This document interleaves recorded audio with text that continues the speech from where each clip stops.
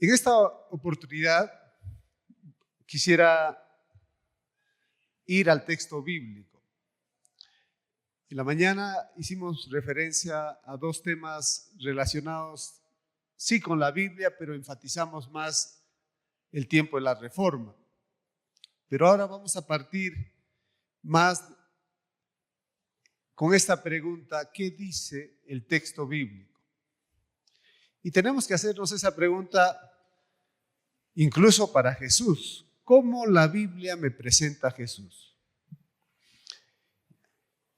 Y hacía referencia en la primera participación en esta mañana, si uno ve los sinópticos, en los sinópticos hay preguntas. ¿Quién es este que el mar y el viento le obedecen? ¿Quién es este que los demonios le obedecen? ¿Quién es este que hace esos milagros? Entonces, ahí está planteada la pregunta. Incluso se dan algunas afirmaciones de los demonios.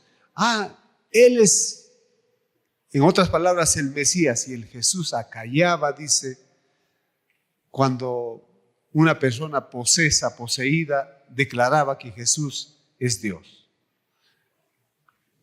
Los evangelios nos presentan quién es Jesús.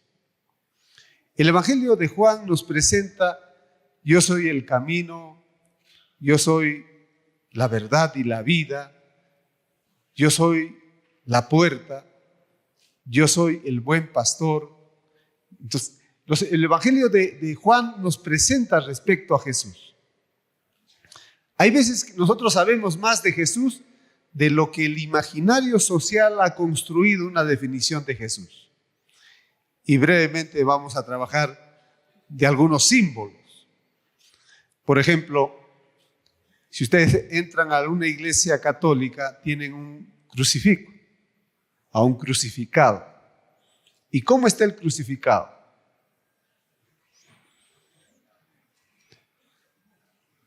Esa imagen invita a muchos a tener lástima. Pobrecito Jesús. Entonces, por lo regular tenemos una imagen de lástima hacia Jesús. Ahora, ¿esa representación tiene relación con la Escritura? Sí. Jesús murió, ¿no?, por los seres humanos, por los pecados de los seres humanos, y fue a la cruz. Las iglesias evangélicas, algunas tienen una cruz, pero vacía. ¿Qué simboliza eso? Jesús no se quedó en la cruz. Jesús ha resucitado. Entonces ahí tenemos dos mensajes respecto a quién es Jesús. Pero si nos quedamos con una sola, el mensaje está incompleto. Jesús tuvo que morir y tuvo que pagar el costo del pecado de los seres humanos. Él llevó en sí los pecados, ¿no?, del mundo. Pero a la vez hay que tener la imagen de Jesús victorioso. Salió de la cruz y de la tumba, ¿no?, y resucitó. Entonces ahí tenemos esta representación de Jesús de manera simbólica, que lo vamos a entender más leyendo la palabra del Señor. Yo los invito a ustedes a pensar respecto a Jesús a partir de la palabra. Pensar respecto a la iglesia. ¿Qué dice la palabra de Dios respecto a la iglesia? ¿Qué es la iglesia? Y en la palabra de Dios tenemos también imágenes de la iglesia. La iglesia es el pueblo de Dios. Esa es una imagen. La iglesia es edificio de Dios, construcción de Dios.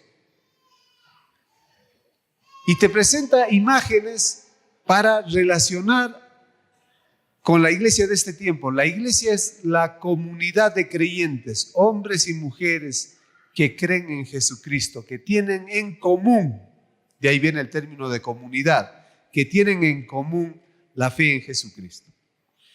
La Biblia entonces nos va a dar los conceptos respecto a la iglesia, respecto a Jesús, ¿ya?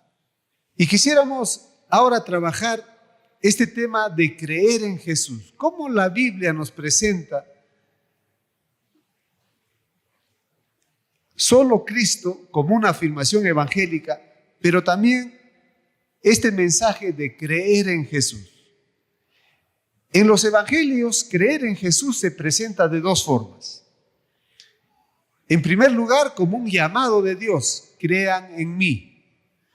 Pero por otro lado está en la confesión explícita de algunos de sus discípulos, de algunos de sus interlocutores, que reconocen que Jesús es el Cristo. Entonces la Biblia nos presenta de dos formas: en el llamamiento, en la invitación que hace Jesús para creer en Él, y por otro lado en las confesiones de hombres y mujeres. Y vamos a trabajar con la Biblia en este momento, y vamos en primer lugar a acercarnos al llamado que hace Jesús a creer en Él. Y esto está en un pasaje muy conocido, principalmente en Juan, el capítulo 1. Y vamos a trabajar este capítulo. Bien, vamos a trabajar entonces el primer punto. El primer punto, el llamado a creer en Jesús. Jesús, como nos dice Juan, es la acción comunicativa de Dios. Jesús es la palabra. Jesús es el esfuerzo que Dios hace, es la acción que Dios hace a favor de nosotros. Hablar, decir, es un verbo. Todo verbo denota una acción, ¿no? Ahorita el primero que está durmiendo se le va a decir corre, entonces lo vamos a hacer correr de aquí a allá, ¿no? Es una acción, corre, camina. Un verbo va a indicar una acción. Y la acción de Dios en relación a los seres humanos, la primera acción ya es de comunicarse con el ser humano, darse a conocer, hablar al ser humano. Y en esa acción de hablar, nuestro Dios envía a Jesucristo. Y Juan el capítulo 1, el verso 1 dice: en el principio era el verbo y el verbo era con Dios. El término que ahí se usa es logos, y logos se traduce como palabra, también como verbo. En el principio era la palabra, era la acción de Dios de tratar de comunicarse con nosotros. Y ahí se está refiriendo a Jesús. En mismo Juan, la otra acción es alumbrar. Dice Juan en el capítulo 1 que vino Jesús porque Él es la luz para alumbrar al ser humano. Entonces, Dios busca alumbrar a que la gente tenga un mundo más claro para poder entender a Dios. Es la palabra de Dios quien viene hacia nosotros. Y esa luz y esa palabra es Jesús. Eso nos dice Juan. Y en el verso 14, en Juan 1:14, dice: y esa palabra se hizo carne y habitó entre nosotros. Esa palabra se ha hecho carne. Es decir, Jesús es la palabra de Dios, y de manera más precisa, es la palabra encarnada de Dios que busca comunicarse. Cuando uno habla con otra persona, se está comunicando. Uno dice, te entienden, viene la réplica. Y viene esa acción de nuestro Dios de decirnos a nosotros, ¿no?, sus propósitos. Y en la medida que Dios nos dice con su palabra algo, nos está llamando. Y ahí viene la llamada, el que crea en mí. A los suyos vino y los suyos no le recibieron. Se presentó, se reveló a los suyos, se dio a conocer a los suyos, pero los suyos, los israelitas, le cerraron su corazón. Y el verso 2 es muy bonito. Ustedes lo conocen, ¿no? Lo decimos de memoria. Más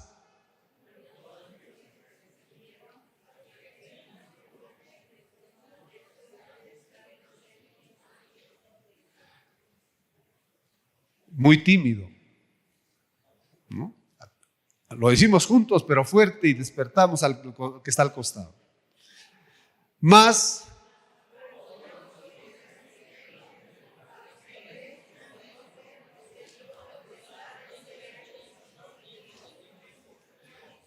Dios busca comunicarse, habla, busca alumbrar al mundo, y a los que le reciben les dio potestad de ser hechos hijos de Dios. Y ahí viene la otra intención de Dios. Dios no tan solamente busca comunicarse, Dios busca tener relación con uno. Los que reciben ese mensaje, los que reciben esa palabra que es Jesucristo, a ellos Dios les dio potestad de ser parte de la familia de Dios. Ese es el mensaje evangélico. Y ahí es la tarea de Jesús, anunciar el evangelio y llamar a la fe. Y hay varios pasajes. Y vamos a abrir otro pasaje conocido para ustedes, Juan, el capítulo 3. Y en el capítulo 3 tenemos en los primeros versículos a Nicodemo, pero ya en el 15 y en el 16 está el llamado de Dios a la fe en Jesucristo. Dice Juan 3:15, para que todo aquel que en él cree no se pierda, mas tenga vida eterna. Eso dice el verso 15. Y repite en el verso 16, porque de tal manera amó Dios al mundo que ha dado a su Hijo unigénito, para que todo aquel que en él cree no se pierda, mas tenga vida eterna. Si en el versículo 12 nos dice serán llamados hijos de Dios, en este versículo del capítulo nos dice serán salvos, tendrán vida y tendrán vida eterna. Y ahí vienen los propósitos de nuestro Dios. El que cree, aquel que acepte ese mensaje, es parte de la familia de Dios y es aquel que va a tener vida eterna. El pasaje, y esto es muy reiterado por nosotros, este pasaje de 3:16 es muy firme. Pero vayamos rápidamente, ahí busquen en el capítulo 5, el verso 24. Ya Jesús está en otra ocasión, pero este versículo es muy puntual. Dice, de cierto os digo, el que oye mi palabra y cree al que me envió, tiene vida eterna y no vendrá a condenación, mas ha pasado de muerte a vida. Y aquí sí la invitación es más directa. El que oye mi palabra. El Señor no fuerza a las personas para que creamos en Él. Él invita a creer.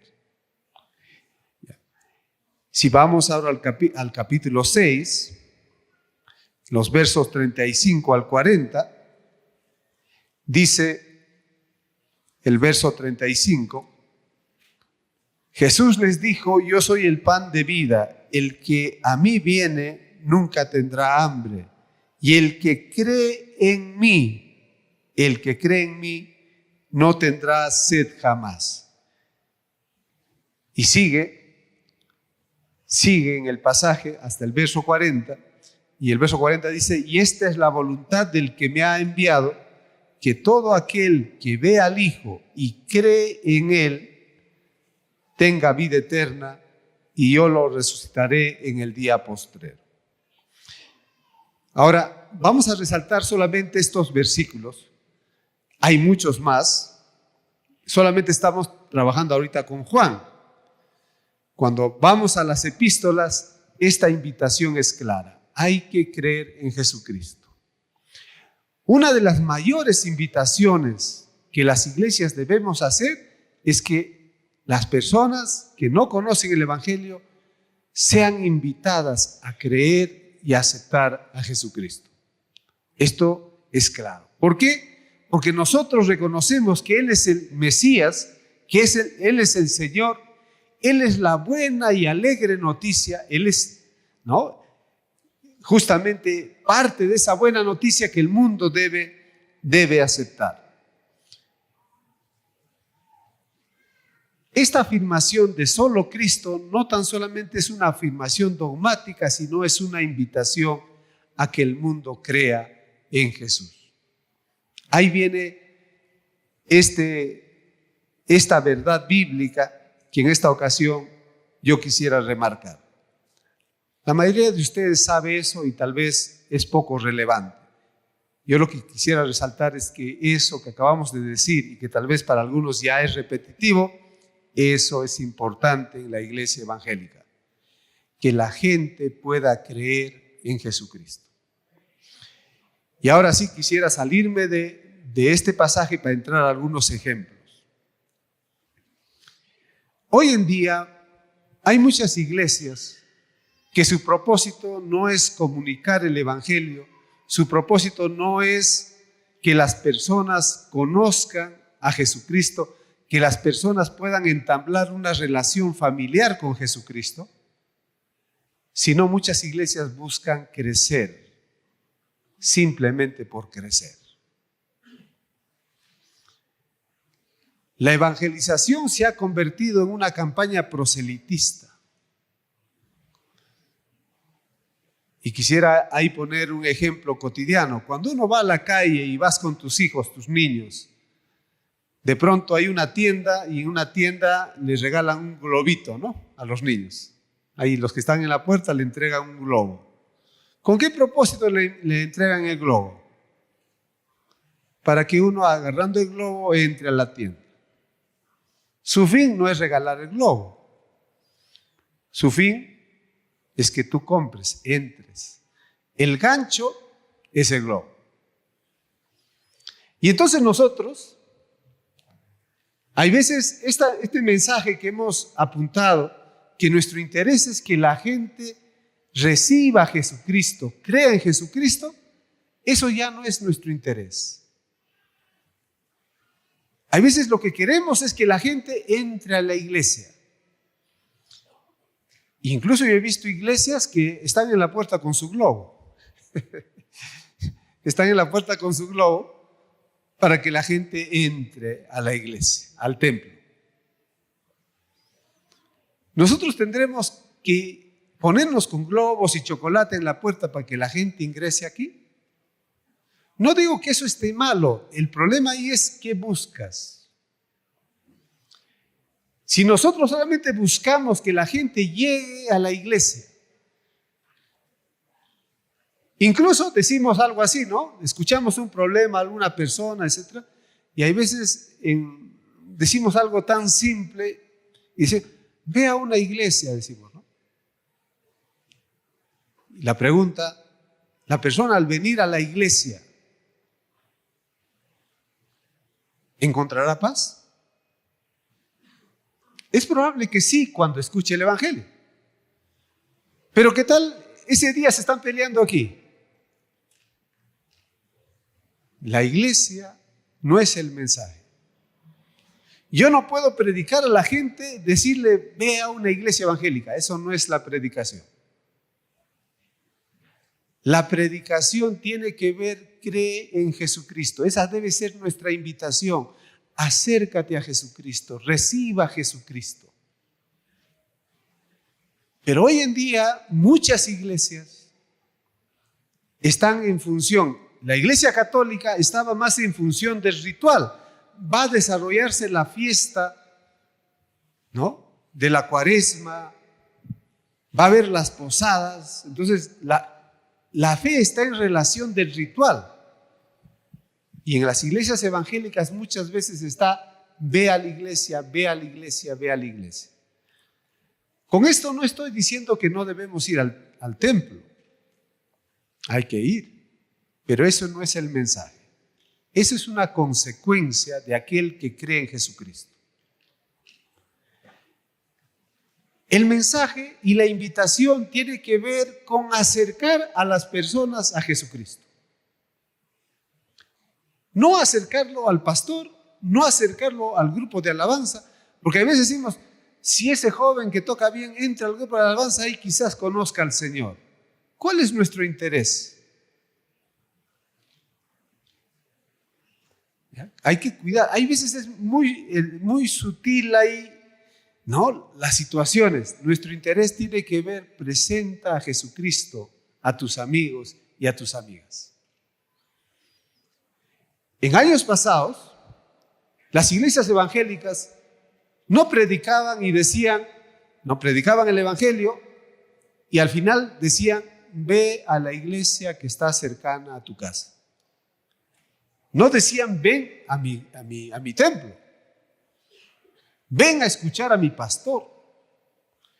Ven aquí con mi grupo de jóvenes, es lo mejor. Ven aquí con el grupo de damas. No. Las iglesias anunciaban a Jesucristo y decían que el Señor te guíe a dónde debes ir. Eran más abiertos. Y el Señor guiaba a las personas a dónde deben ir. Pero hoy en día hay muchos proyectos de evangelización en la iglesia que uno desarrolla un proyecto de evangelización para ensanchar la iglesia. ¿Ya? O sea que nuestro propósito es que llegue a la iglesia. No, nuestro propósito es que tenga un acercamiento a Jesucristo, conozca a Jesucristo, crea en Jesucristo. Ese es el propósito del anuncio del evangelio. Y debemos decirle al finalizar que el Señor te guía a qué iglesia debes ir. Y nosotros debemos orar, Señor, a esta persona que aceptó al Señor, encamínale a una iglesia que pueda ser de edificación. Es cierto, si es una cuestión secundaria y la persona te dice, ¿a qué iglesia voy? ¿Puedo ir a tu templo? Sí, bienvenido, pero ya no viene de uno, viene de la otra persona. Hay que cuidarnos con los mensajes proselitistas y uno de los grandes errores del movimiento protestante en los últimos 50 años es que nos hemos convertido en una iglesia proselitista de querer ganar adeptos hacia la iglesia. Eso no es el sentido de la verdadera iglesia. La verdadera iglesia anuncia a Jesucristo, presenta a Jesucristo y les dice, cree en Jesucristo. Los invitamos a creer en Jesucristo.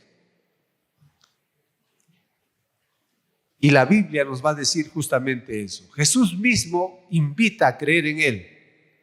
Jesús no dice, voy a formar mi iglesia y vayan a esa iglesia. No, Él va a decir, crean en mí, crean en mi evangelio. En Marcos capítulo 1, verso 15 dice, cree en el evangelio, en la buena noticia. ¿Y qué es la buena noticia? Jesucristo. ¿Qué es la buena noticia? El reino de Dios. Esa es la buena noticia. ¿Qué tenemos que anunciar nosotros? A Jesucristo y a su reino. ¿Y cómo se muestra su reino entre nosotros? En la vivencia de los principios de nuestro Dios. ¿Y cuáles son esos principios? El perdón, la misericordia, el amor, la justicia. ¿Cómo practicamos la misericordia? ¿Tú haces obras de misericordia? Y vamos a plantearlos en relación a nosotros. Todos nosotros, dice la Biblia, por cuanto todos pecaron, están destituidos de la presencia, de la gloria de Dios. Todos estamos destituidos. No hay uno que pueda decir, yo me gané, yo tengo el derecho para estar aquí. No. Es en la gracia y misericordia de Dios que uno llega al Evangelio y en consecuencia va a llegar a una comunidad de fe que es la iglesia. En la gracia de nuestro Dios. ¿Quién de ustedes puede decir, yo estoy en esta iglesia porque me lo merezco? Ninguno. Ninguno. Podemos decir, yo estoy aquí y Dios me debe agradecer porque he venido. No, esa es soberbia también. Estamos aquí por la gracia y misericordia de Dios. Y ahora tú vives esa gracia y compartes esa gracia y misericordia con otros. Espero que sí. Y les voy a presentar un testimonio personal. En uno de los ministerios que tuve en el trabajo pastoral, a 2-3 cuadras del templo, había una tienda donde vendían alcohol y ahí en la madrugada, en el día, en la noche, ahí estaban los borrachitos. Hay veces 3, hay veces 4, hay veces 10 borrachitos, algunos tirados ahí en la puerta, vendían alcohol barato y ahí estaban. Nosotros estábamos cerca. La casa pastoral donde yo vivía también estaba cerca. Y me hice amigo de 2. Y un día mi hijo estaba yendo conmigo, estábamos caminando, y uno de los borrachitos iba así, ¿no? Tambaleante iba caminando, y me mira, y se para el borrachito y levanta su mano. ¡Pastor! En plena de la calle, ¿no? Y mi hijo estaba a mi lado y me dice, ¿papá te conoce? Sí, le digo, es mi amigo. ¿Y no tienes vergüenza? ¿Y por qué hay que tener vergüenza? Hay veces, ha llegado el momento donde esos borrachitos venían y me dicen, pastor, un taquito, pastor, me dicen. Ya sé que usted no me va a dar dinero para comprar en la tiendita, ¿no? Pastor, un taquito. Vamos, un taquito, 2 taquitos.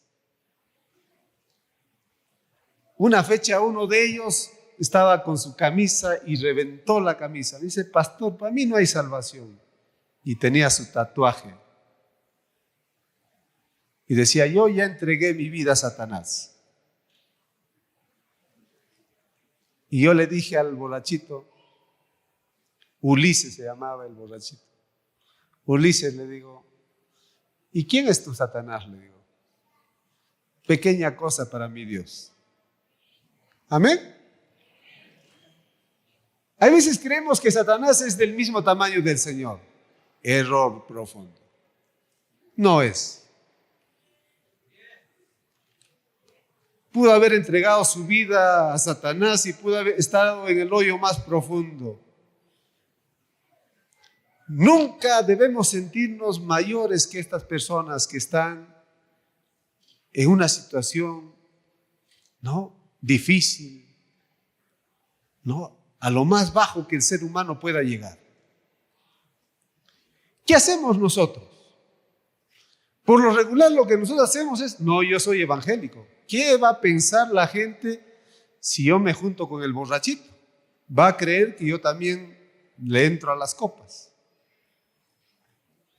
No, cuido mi testimonio. Mi testimonio es más importante. Mentira.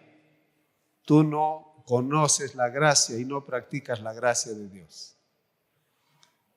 La misericordia, extender la misericordia es entender al caído y buscar transmitir con tus hechos, ¿ya?, que él se acerque a Jesucristo y con tus hechos invitarle a que acepte a Jesucristo. A este grupo de borrachitos yo nunca los invité al templo. Ellos sabían que yo vivía ahí cerca, ahí está el templo. Nunca los invité. Pero me recuerdo en 2, 3 ocasiones en el culto de la tarde los veía sentados a 1 o 2 borrachitos ahí al fondo. ¡Qué alegría! Pero hay que enseñar a la iglesia también, porque la iglesia hay veces, en la iglesia presbiteriana bautista tenemos a los diáconos, y cuando está entrando un borrachito, los diáconos agarran al borrachito y lo sacan, ¿no? No hagamos eso. Salvo si empieza a insultar, si empieza a incomodar e interferir. Pero si el borrachito se sienta tranquilo, no hace, tal vez su olorcito no va a ser lo de lo mejor, acéptalo. Y si está haciendo desorden, con mucha humanidad y respeto a ellos, porque se merecen respeto, invítalos a salir o llévales a un cuarto, dele un cafecito, ¿ya? Atiende a esa persona. Y ahí viene la misericordia.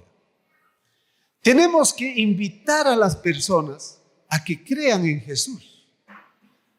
Pero no tan solamente hablando. Hay veces nosotros predicamos y las 4 leyes, ¿no?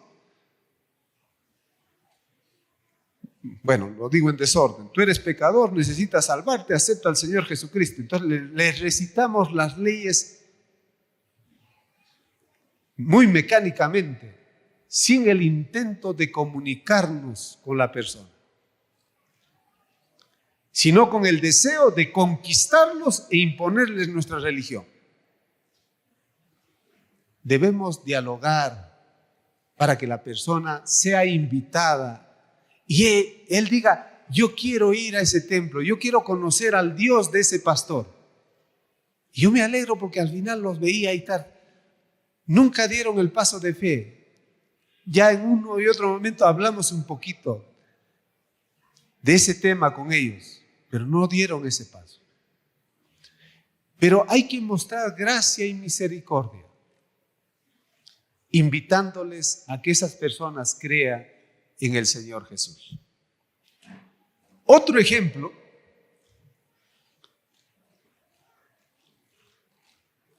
de Estados Unidos han llegado muchas misiones y habían algunas misiones que eran muy conservadoras y solamente con un afán proselitista. Y yo no estaba muy de acuerdo con eso y siempre discutíamos con ellos también, yo les mostraba en algunos casos. Y una fecha llegó una misión conservadora, operación, movilización. Y estuvimos en una campaña misionera donde yo dije, bueno, yo tomaba mi distancia, no estaba muy cercano a ellos. Pero ese día ellos empezaron a mostrar el trabajo que hacían aquí en Ciudad de México. Y la misión, Operación Movilización, decía, nosotros tenemos 2 mujeres misioneras que trabajan con las mujeres en Tlalpan. Ahora, hay mucho evangélico y mucha evangélica que no sabe qué pasa en Tlalpan. A ver, ¿cuántos no saben qué pasa? No, lo pregunto a la inversa. ¿Qué pasa en Tlalpan? Ahí casi llegando a Tasqueña. Ahí por Morelos, el metro Morelos, no sé. Ahí. Levante la mano, ¿quiénes saben qué pasa en Tlalpan? O sea, la mayoría no sabe. Y hago un par, gracias hermano. Yo salí con un grupo de jóvenes evangélicos de Toluca, nos fuimos a Morelia y regresamos y tomamos el taxi y pasamos por Tlalpan. Y los jóvenes mirando, en su ingenuidad no sabían qué era. Ah, esas chicas, ¿no? Estábamos ya a las 2 de la mañana, habíamos llegado a la terminal, estábamos tomando un taxi, ¿no? Y no sabían. Ahí están las prostitutas. Y hay veces uno no conoce la realidad de México.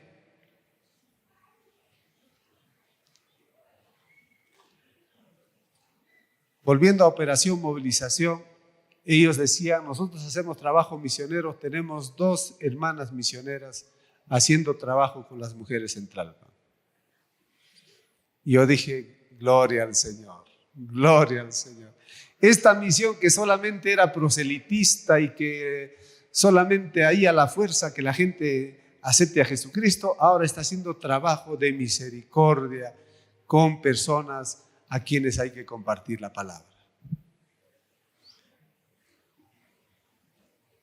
Y uno tiene que cambiar su opinión. A veces tenemos opiniones que sí en un tiempo eran verdad, pero después las personas y los movimientos cambian. Y hay que aceptar y hay que alegrarnos cuando hay movimientos que aprenden la misericordia, el amor, y tienen sabiduría y tienen valentía. Porque ustedes saben cuántas mujeres en Tlalpan son captadas por redes de criminales. Que liberarlas no es fácil. No es cuestión que ellas acepten a Jesucristo. Ese es un paso. Pero ahora, ¿cómo las sacas de esa red? ¿Cómo las liberas? Ustedes saben que aquí en México la trata de personas es grande.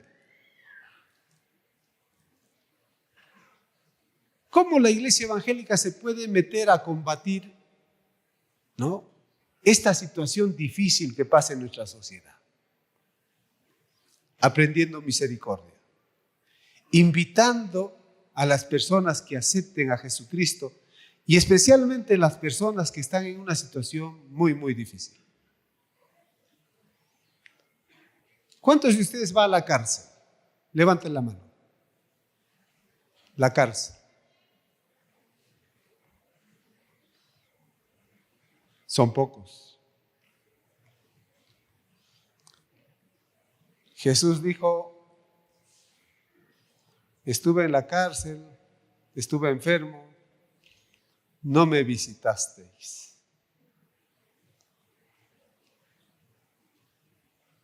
Yo iba al Molonga al mes una vez,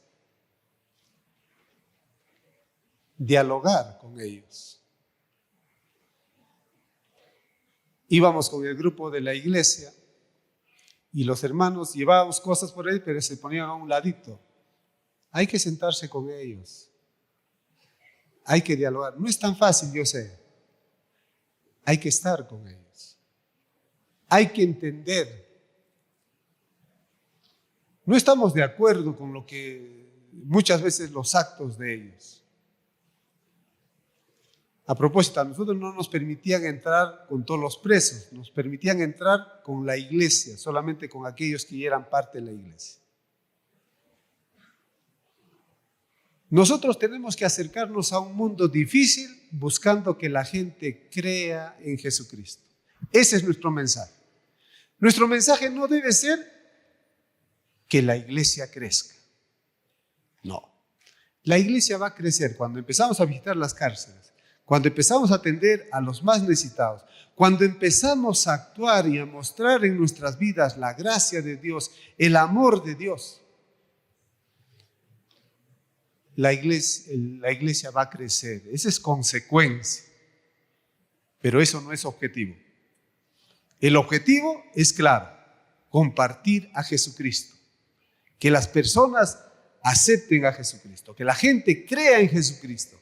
Y eso es justamente lo que el libro de los Hechos nos comparte. Capítulo 1, capítulo 2, capítulo 3, capítulo 4, la gente creía en Jesucristo. Y el anuncio es frontal. Pedro en el capítulo 2 dice, ustedes mataron a Jesucristo. Es una denuncia. Pero esa gente, al final del capítulo 2 dice, díganos, hermanos, ¿qué haremos? Y los apóstoles van a decir, arrepiéntanse y crean en Jesucristo. Creer en Jesucristo es el fundamento en la iglesia. Ese es el primer punto. Pero vamos a ir al segundo. Para todos los que estén despiertos, pónganse de pie despacito. Los que estén despiertos, pónganse de pie. Dejen dormir a los que están durmiendo.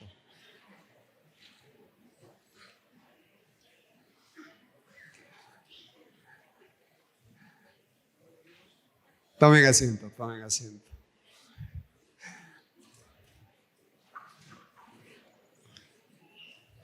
Uno de esos predicadores aguerridos en la década del 30, 40, en uno de los pueblitos en Perú donde no había llegado todavía la energía eléctrica, y ahí con las lamparitas a querosene ahí, ¿no?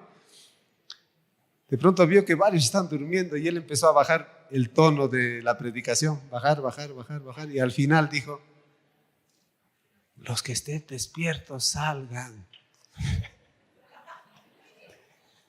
Despacito, que no se den cuenta los demás.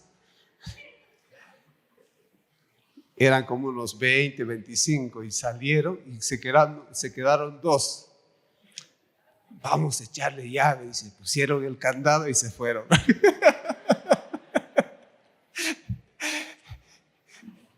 Esa anécdota es real. Ya, esa anécdota es real. No lo vamos a hacer en esta oportunidad, no se preocupe.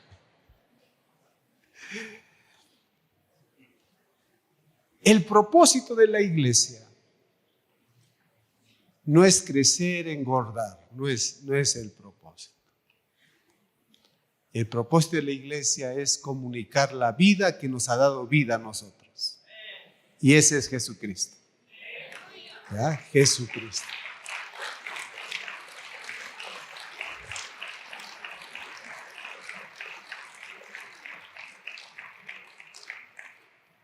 Entonces, en primer lugar, creer en Jesús está en el llamado de Jesús. Crean en mí y mucha gente va a creer. Hubo también algunos que no le recibieron. Pero también creer en Jesús está en las confesiones. Hay gente que en el diálogo, en el encuentro con Jesús, ellos van a creer. Uno de ellos, ya hablamos en la primera parte, Pedro. ¿Quién dice la gente que soy yo? Un profeta. ¿Y tú qué dices? ¿Ustedes qué dicen? Y Pedro dice: tú eres el Cristo. Y Jesús le responde: sobre esa confesión yo voy a levantar mi iglesia. Pedro es uno de aquellos que confiesa que Jesús, su maestro, su rabí, no tan solamente es el rabí, sino también es el Kyrios, el Señor. Él también es el Señor. A propósito,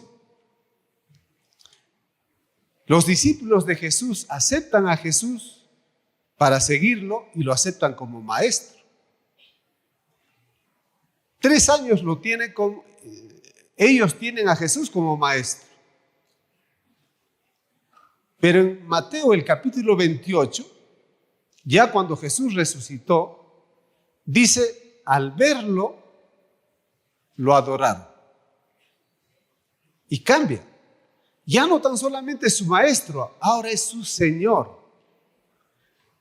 Jesús debe ser nuestro maestro y debe ser nuestro Señor. No puede ser primero mi Señor, después mi maestro. No, hay que conocerlo primero, hay que ser enseñados primero por Él. Y llega un momento que dices: sí, realmente Él es el Cristo. Los discípulos, después de tener 3 años de muchas enseñanzas de Jesús, cuando Jesús muere se dispersan, se van, abandonan a Jesús. Pero cuando Jesús resucita, al verlo, le adoraron. El creyente primero debe ser discípulo y después tiene que ser adorador, porque el Señor, o nuestro rabí, nuestro maestro, no tan solamente es rabí, es también Señor. Por eso se le adora. Y las confesiones, y vamos a trabajar brevemente con las confesiones. Hay varias confesiones en la Biblia. ¿Qué es una confesión? La confesión es llegar a la convicción, a la fe interna de aceptar que Jesús es el Mesías, el enviado de Dios. Jesús es Dios. Esa confesión fue dada por varias personas. Vamos a ver en primer lugar con la samaritana, en Juan el capítulo 4. Al sur de lo que luego vaya a ser llamado Palestina, estaba la provincia de Judea. Al medio estaba Samaria y al norte estaba Galilea. Eran 3 provincias. Había otra, Idumea, esa era otra. Pero en ese orden, al sur estaba Judea y la capital de Judea era Jerusalén. A la mitad estaba todo el territorio de los samaritanos y al norte estaba Galilea. En la mañana hablábamos un poquito de Galilea. En Galilea estaba la chusma, ¿no? Esos de Galilea puede salir algo bueno? No. Cerca de Galilea estaba Gadara. ¿Qué les recuerda a Gadara? El endemoniado gadareno. ¿Y qué es el endemoniado gadareno? Claramente es un judío, pero cuando salen los espíritus de su vida, ¿a dónde van? A los cerdos. Pero si los judíos no son como los mexicanos que comen cerdo, ¿por qué tenían cerdo? Es más, era prohibido criar cerdos. Quien criaba cerdos era inmundo. Es que los de Gadara criaban cerdos para venderlos a los de Siria, sus vecinos que no eran judíos, y ellos sí comían carne de cerdo. Por cuestión de negocio, criaban cerdos. Y los del sur de Jerusalén, esos de Gadara, esos de Galilea, esos pareciera que no fueran judíos, ellos son de lo peor. El samaritano, ¿quién era el samaritano? El samaritano también era odiado, porque los samaritanos eran politeístas, adoraban a Jehová, pero también tenían otros dioses. Y los judíos decían, no, nosotros solamente adoramos a un solo Dios y a esos hay que combatirlos, y a esos hay que menospreciarlos. Y sabe, en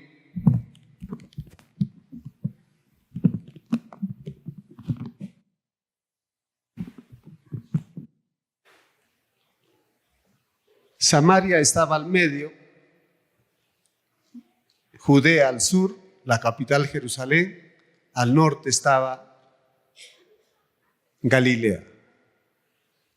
Los judíos no entraban por caminos ni tierras de samaritanos. Es decir, si yo viajaba de Judea a Galilea, tenía que bordear. Me tenía que ir por un lado del borde para llegar a Galilea. No pasaban por caminos de samaritanos.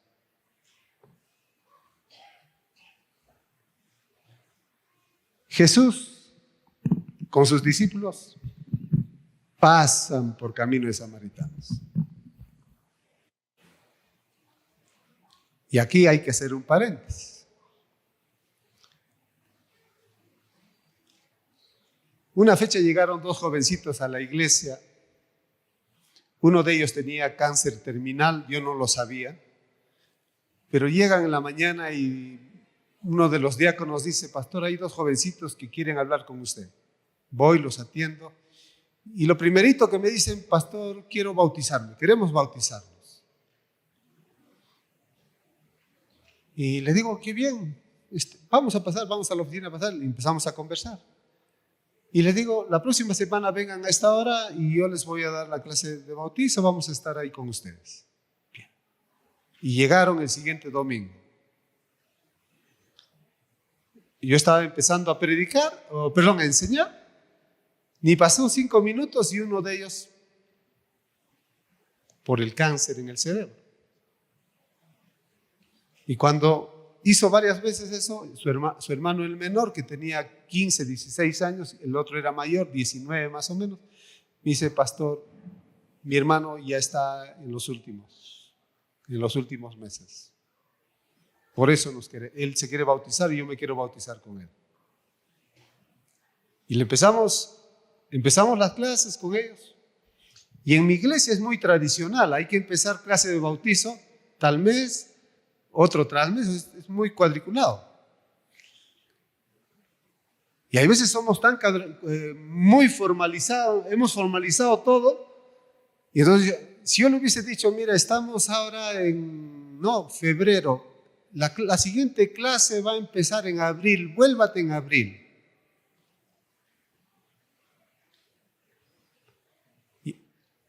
Bueno, la iglesia tenemos que estar abiertos y ser sensibles, y hay veces hay que sacar tiempo de donde no hay que estar con ellos. Resulta que vinieron a las clases y de pronto dejaron de venir. 2 semanas que no vinieron, fuimos a buscarlo y ya el chico ya estaba ahí, no se podía mover, ya no podía caminar, pero podía escuchar y hablar. Y cuando llego a su casa, su mamá molesta conmigo: pastor, ¿por qué no lo bautizó? ¿Por qué no lo bautizó? Ahora ya no puede ir a la iglesia. Y yo le dije: vamos a venir a tu casa y lo vamos a bautizar aquí. Y lo bautizamos en su casa. Hay veces nosotros queremos que el bautismo sea en una piscina o en un río. Yo le iba a bautizar con poquita agua y ya tuve problemas con los ancianos. Dije: no, pastor, tenemos que mojarlo completo. Entonces traiga un balde, vamos a echarle un balde, ¿no? 3 baldazos de agua, ya. Hay veces discutimos de las formitas y lo bautizamos. Pasó una semana, no, ni unos días, ni una semana, el joven falleció. Y fuimos al velorio. Fuimos con la iglesia, no toda la iglesia, pero fuimos unas 20, 25 personas. Y su papá, que nunca había ido al templo, con su familia, y cuando ustedes saben, en un velorio está el alcohol. Y cuando llegamos, el papá estaba ahí con ¿cómo le dicen? Los pomos, ¿no? Estaban ahí muy bien empomados, con varios pomos. Entonces los de la iglesia lo saludan y se van a la otra esquina. Yo me quedo con ellos. El Señor me dice: pastor, disculpe, no lo dijo, nosotros somos los visitantes, ustedes siéntanse libre. No, pastor, si desea, guardamos todo eso. No, yo no puedo violentar aquí, decir qué se hace, qué no se hace.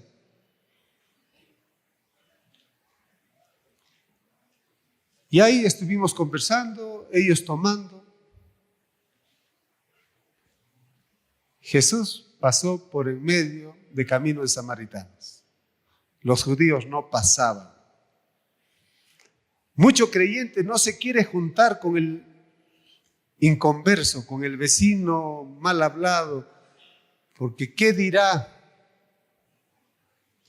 La gracia y la misericordia la hemos recibido de Dios y esa tenemos que compartirla. Y cuando Jesús pasó por camino de samaritano, en términos humanos, empieza a interactuar con lo más peor. Para seguir con este término del más peor, ¿no? Para los que no han llegado, lo estoy diciendo una barbaridad, pero tiene sentido, ¿no? ¿Ya? Una mujer que tuvo varios maridos, a la cual ni su misma gente le habla bien, y de pronto Jesús le dice: dame agua. ¿Cómo tú, siendo judío? Ustedes los judíos se sienten puritanos, en otras palabras, y tú me pides agua. Ustedes que no quieren mezclar las vasijas, ustedes que se lavan las manos, Ustedes que cuando tocan al enfermo tienen que hacer rituales de purificación. Eso no dice el texto, pero detrás está eso. Detrás está eso. Ustedes los judíos, tú me estás pidiendo agua. Y Jesús le dice que le va a dar un agua mayor de la que ella tiene o cuenta. Cuando Jesús tiene este encuentro con la samaritana es una de las primeras mujeres que confiesa que Jesús es el Cristo. A ver, vean en sus Biblias, ¿en dónde está? Está en Juan capítulo 4, del 39 al 42. A ver, ¿en cuál de esos está?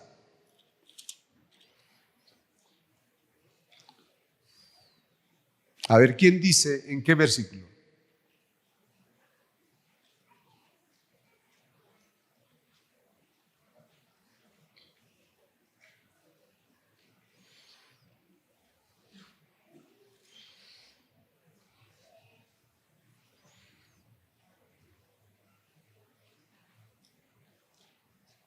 ¿Dónde está? En el 4 del verso 39 al 42. ¿Dónde está? ¿Dónde está la confesión? En el 42. Alguien ya lo dijo, lo escuché por aquí.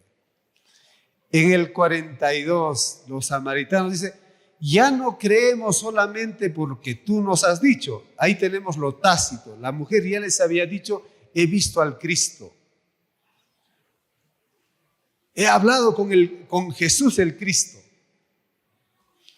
Y llega en el 42, le dice, ya no creemos tan solamente por lo que tú nos has dicho, sino ahora nosotros creemos que con quien has hablado tú, Él es el Cristo. ¡Qué bonita confesión! Hay veces nosotros creemos que la confesión es la de Pedro. Y aquí tenemos la confesión de la samaritana que está en Tácito y está la confesión de los samaritanos. Y saben ustedes que entre las primeras iglesias que se levantan en el tiempo de los apóstoles está la iglesia de Jerusalén y la iglesia de Samaria. Porque Felipe va a predicar a Samaria, ¿ya? Luego van a venir la iglesia de Antioquía. Eso todavía está en el capítulo 13. Pero la iglesia de Samaria, samaritanos creyendo al Señor Jesucristo. Personas que dicen, nosotros creemos que Jesús es el Cristo. Que ese predicador, ese sanador que están dando, Él no es tan solamente un sanador, un milagrero, un profesor, un rabí. Él es el Cristo. Qué bonita confesión.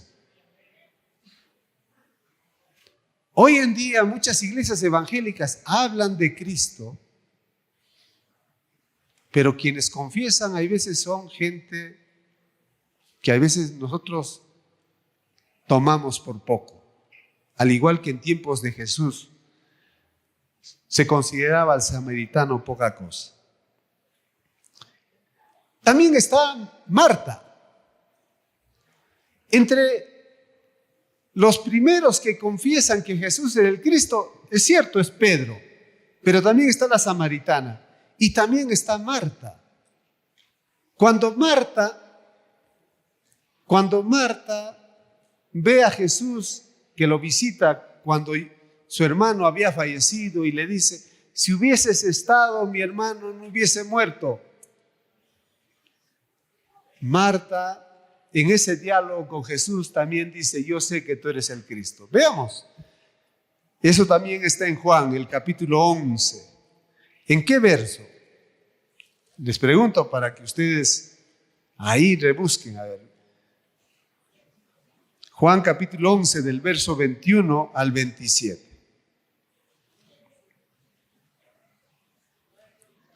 ¿En dónde está? En el 27. Jesús le dice, yo soy la resurrección y la vida. El que cree en mí, aunque esté muerto, vivirá. Y todo aquel que vive y cree en mí, no morirá eternamente.